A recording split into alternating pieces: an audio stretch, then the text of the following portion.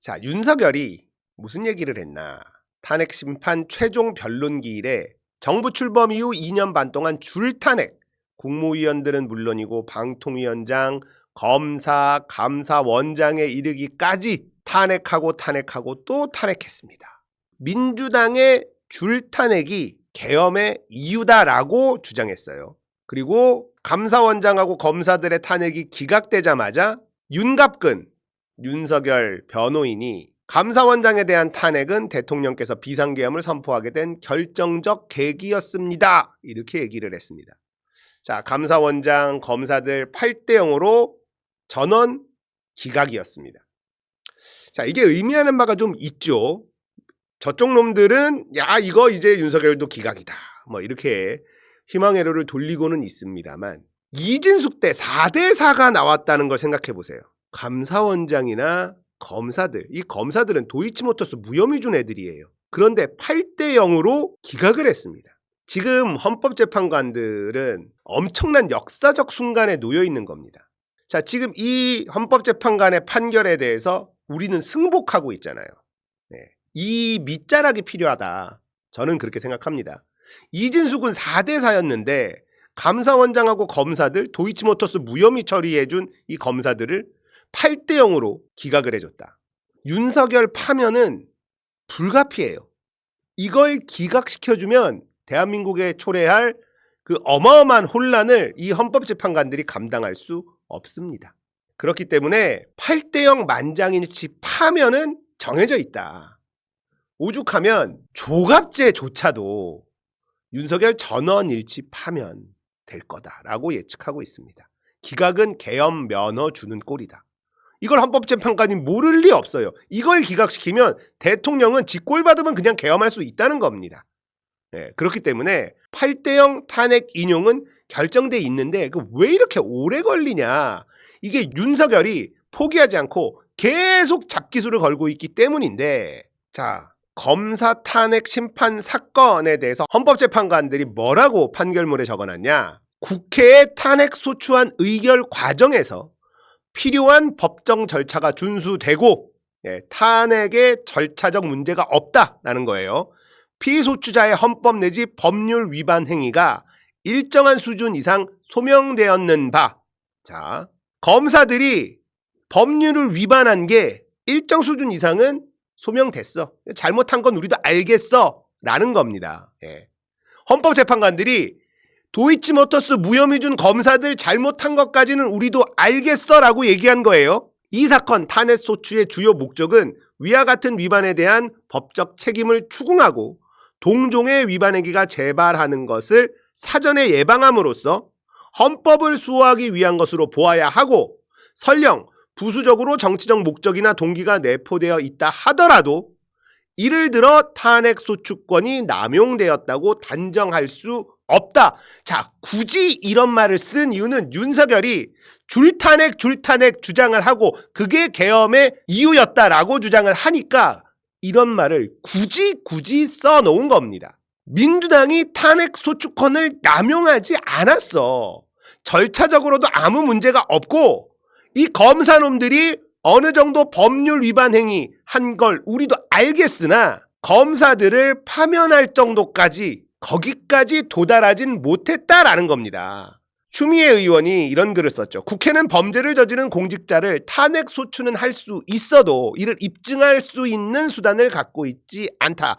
겨우 소환신문을 할 수 있을 뿐이다. 범죄를 부인하는 피소추자에 대한 증거를 조사할 수 있도록 제도 보완을 하지 않으면 탄핵 소추권은 종이 호랑이에 불과하다. 줄 탄핵이 아니라 고무 줄 없는 빤스 탄핵이다. 줄 탄핵은 무슨 줄이 없어. 고무줄도 없는 빤스야. 도이치모터스 주가조작법 김건희를 무혐의한 검사들도 헌법재판소가 요구하는 수사 서류를 주지 않고 버티는 이상 국회 소추단이 이를 입증할 수단이 없다는 걸 알고 있다. 기소 독점권을 남용하면서 김건희를 무혐의한 검사에 대한 헌재 기각 결정은 탄핵 소추권 남용의 문제가 아니라 탄핵 소추의 사유에 대한 증명을 뒷받침할 수 있는 제도가 불비한 탓이다. 정교한 민주주의가 작동되도록 제도 보완을 해야 한다.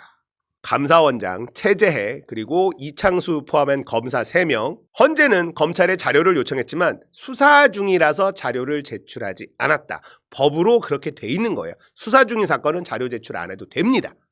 그거를 이용해서 최재해 감사원장 그리고 도이치모터스 무혐의 해준 검사들, 민주당의 주장을 입증할 만한 그 어떤 자료도 받지 못한 거예요. 그러니까 탄핵을 인용할 수가 없었던 겁니다.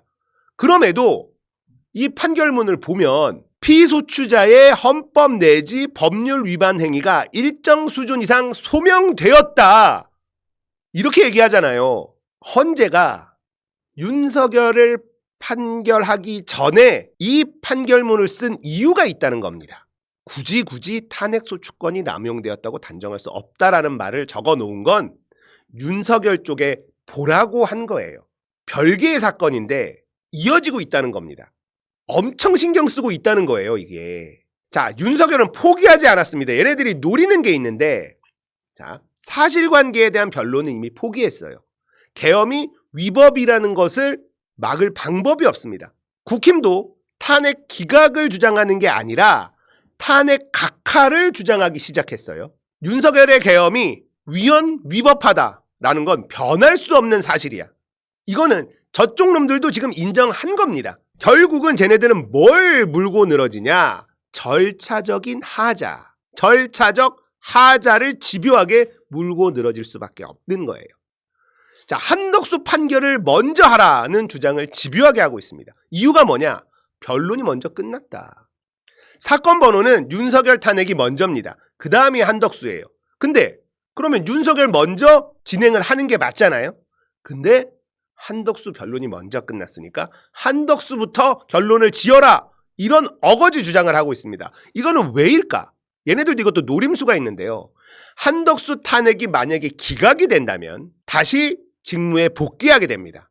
그러면 대통령 권한 대행 자리가 한덕수가 되게 되죠. 최상목이 빠지고. 여기에서 노림수는 뭐냐? 한덕수는 헌법재판관 임명을 안 하고 버티고 있었죠. 거기다가 내란에 가담했다라는 것 때문에 탄핵을 시킨 겁니다. 최상목이 2명을 임명했습니다.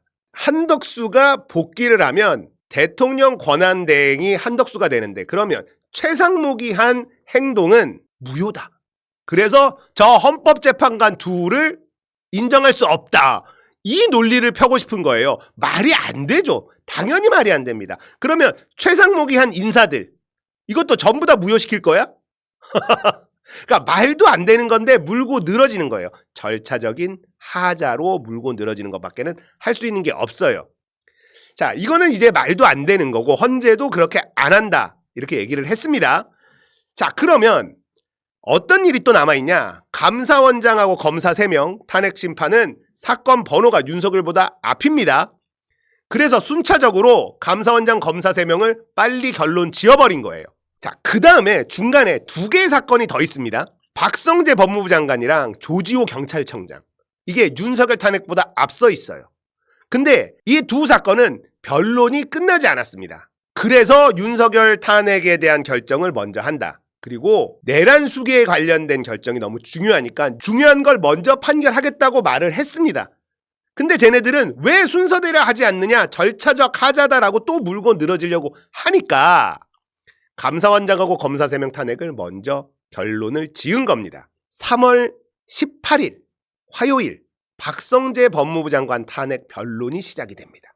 박성재와 조지호는 윤석열 탄핵 사건보다 번호는 앞번호예요. 만약에 헌재가 17일까지 결정을 하지 않을 경우에는 윤석열 쪽이 엄청난 카드를 얻게 됩니다. 18일부터 열리는 박성재 법무부 장관 변론에 수많은 증거를 제출하고 증인들을 부르고 시간을 끌 수가 있어요.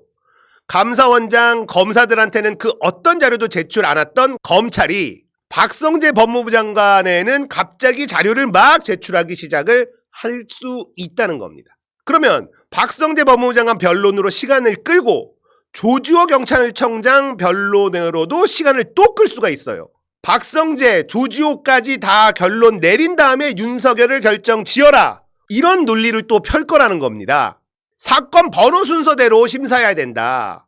그렇게 안 하면 절차적인 하자가 있는 것이다 라는 주장을 하면서 시간 끌기 전략을 할 가능성이 매우 높아집니다. 4월이 되면요, 2명의 헌법재판관 임기가 끝나요. 문재인 대통령이 임명한 헌법재판관들입니다. 자, 윤석열 측은 어떻게든 시간을 끌어서 이 2명의 헌재의 임기가 끝날 때까지 시간을 끌고 싶다. 이 임기가 끝나는 재판관은 대통령 몫의 재판관이에요.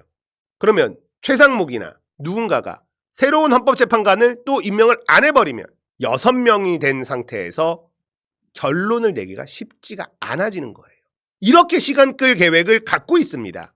먹힐 가능성이 있어요. 헌법재판관들이 이런 혼란을 일어날 것 모르지 않습니다. 쟤네들의 전략을 모르지 않습니다. 늦어도 17일에 판결이 나와야만 합니다. 그렇지 않으면 진짜 대혼란이 시작될 수밖에 없어요.